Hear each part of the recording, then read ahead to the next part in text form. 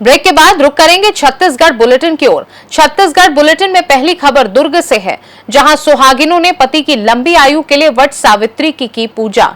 अगली खबर भी दुर्ग से है, जहां गांव में पर्यावरण को बढ़ावा देने के लिए हरित ग्राम सप्ताह का किया गया आयोजन।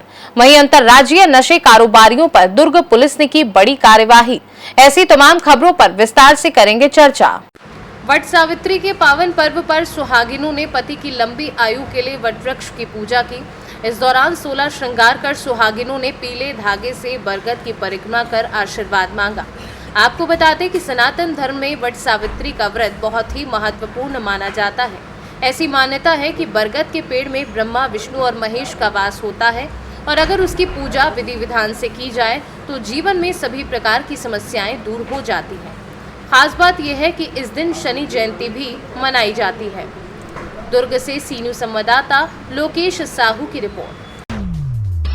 नरेगा अंतर्गत गांव में पर्यावरण प्रबंधन को बढ़ावा देने के लिए ग्राम पंचायत में हरित ग्राम सप्ताह का आयोजन किया गया। जिले के 120 अमृत सरोवर के पास 1246 पौधे लगाए गए। आपको बता दें, इस आयोजन के जरिए लोगों को प्रकृति से जुड़ी समस्याओं के बारे में जागरूक किए जाने के साथ ही जलवायु परिवर्तन के बारे में भी जानकारी दी गई। इसके अलावा लंबे समय तक भूजल को रिचार्ज करने एवं जल भराव को रोकने में पीठ का निर्माण कराने के बारे में भी महिला समूह को बताया गया। नमस्कार। पर्यावरण प्रबंधन को बढ़ावा देने के लिए भारत सरकार और राज्य सरकार द्वारा स्वच्छ हरित ग्राम सप्ताह का आयोजन किया गया है।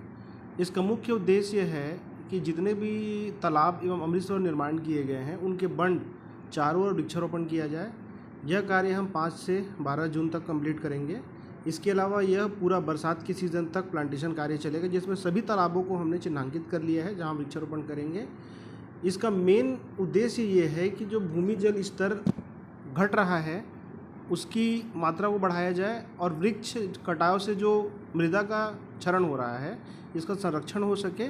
इसके साथ ही हमने नारी शक्ति से जल शक्ति थीम के अंतर्गत जल संरक्षण का भी सप्ताह आयोजन किया है, जो 15 जुलाई तक चलेगा, जिसमें हमने समस्त पंचायतों में वाटर हार्वेस्टिंग और वाटर रिचार्ज पिट, सोक पिट और लीज पिट निर्माण के लोगों को प्रोत्साहित किया है और 3500 रिचार्ज पिट, सोक पिट और ट्रेंच बनाने का हमने लक्ष्य रखा है।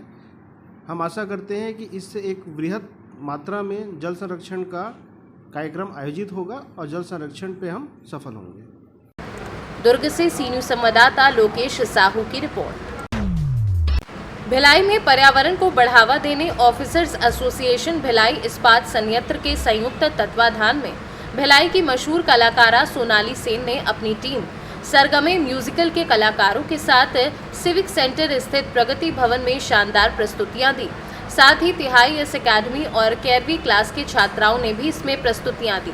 इस आयोजन में पर्यावरण में अलग अलग आयाम जैसे बारिश, नदी, रात, चांदनी, मौसम इत्यादि पर आधारित फिल्मी गीतों की प्रस्तुतियां हुई। साथ ही सेंट थॉमस कॉलेज, कल्याण कॉलेज, दंड, रंगर कॉलेज, श्री शंकराचार्य महाविद्यालय के एनएसएस के प्रभारी प्राध्यापक और आमंत्रित छात्र छात्राओं को पौधे दिए गए। पर्यावरण के प्रति जागृत करने सभी को संकल्प दिलाया गया कि हम न केवल पेड़ लगाएंगे बल्कि उनकी परवरिश की भी जिम्मेदारी लेंगे। अडॉप्ट अ ट्री इस कार्यक्रम में भिलाई शहर के गणमान्य अतिथिगण एवं पर्यावरण प्रेमी उपस्थित थे। दुर्ग से सी न्यूज संवाददाता लोकेश साहू की रिपोर्ट।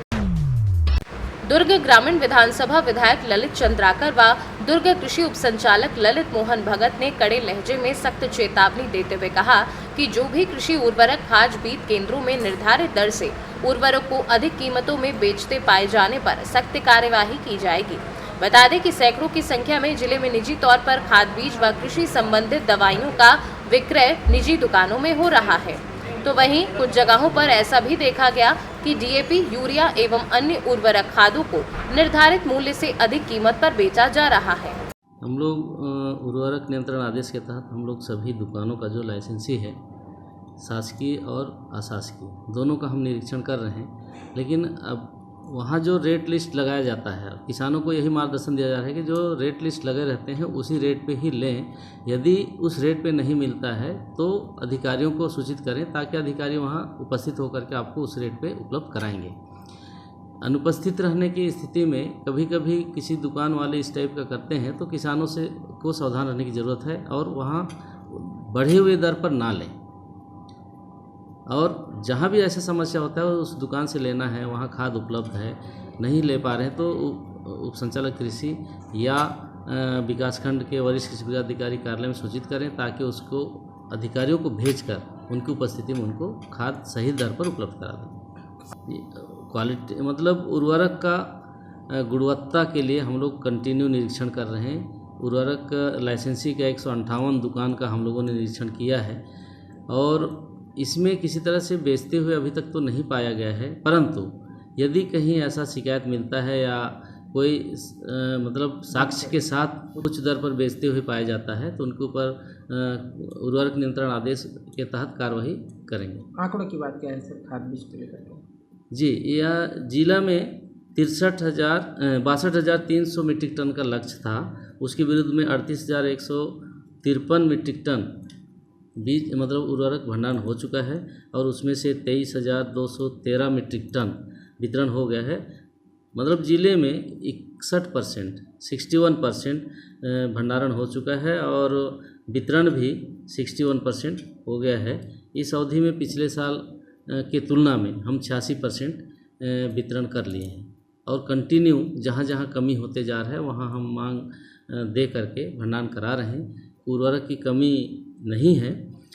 बीच में डीएपी की कुछ कमियां थी, परंतु अभी डीएपी आना शुरू हो गया है तो हम उसको भी आवश्यकतानुसार मांग के आधार पर उनको भंडारण करा रहे हैं। विभाग में योजनाएं राज्य पोषित है, केंद्र पोषित है, दोनों योजनाएं चल रहे हैं। तो अभी लक्ष्य आना शुरू हो गए हैं। जैविक खेती मिशन है, आत्मा योजना है, रेनफेड एरिया डेवलपमेंट प्रोजेक्ट है और वाटर शेड का है। इस तरह से मतलब जो योजना पहले चल रहे थे वो सभी योजनाएं संचालित हैं। अभी सभी के लक्ष्य आना शुरू हो गए हैं। आचार संहिता भी ख़त्म होने के बाद इसको लागू सभी किसान का चयन कर रहे हैं। अभी गति पकड़ेगी, जुलाई तक हम लोग पूरा कर लेंगे। कोई भी सोसाइटी में सरकार जो मापदंड जो तय किए हैं, जो रेट तय किए हैं, जो सरकार की जो रेट है, अगर उससे कहीं भी ज़्यादा में अगर बेचने पाया गया उसके ऊपर कड़ी कार्रवाई होगी और कोई बख्शा नहीं जाएगा। किसान हमारे देश के आत्मा हैं और किसान अन्न उत्पादन करते हैं और पूरे देश को, उस देश की जो हमारे जनता उसकी भूख को मिटाते हैं। जनता के साथ कोई अन्याय नहीं होगा, किसानों के साथ कोई अन्याय नहीं होगा और जहाँ कहीं भी कोई भी कर्मचारी अगर लापरवाही करेंगे, कोई गलती करेंगे, उसको बख्शा नहीं जाएगा। कोई भी जगह हो, जो रेट तय है सरकार का, उस रेट तय से बेचेंगे और उस रेट से अगर कोई ज़्यादा बिकता है तो उसके ऊपर कार्रवाई होगा और सख्त कार्रवाई होगा। दुर्ग से सी न्यूज़ संवाददाता लोकेश साहू की रिपोर्ट।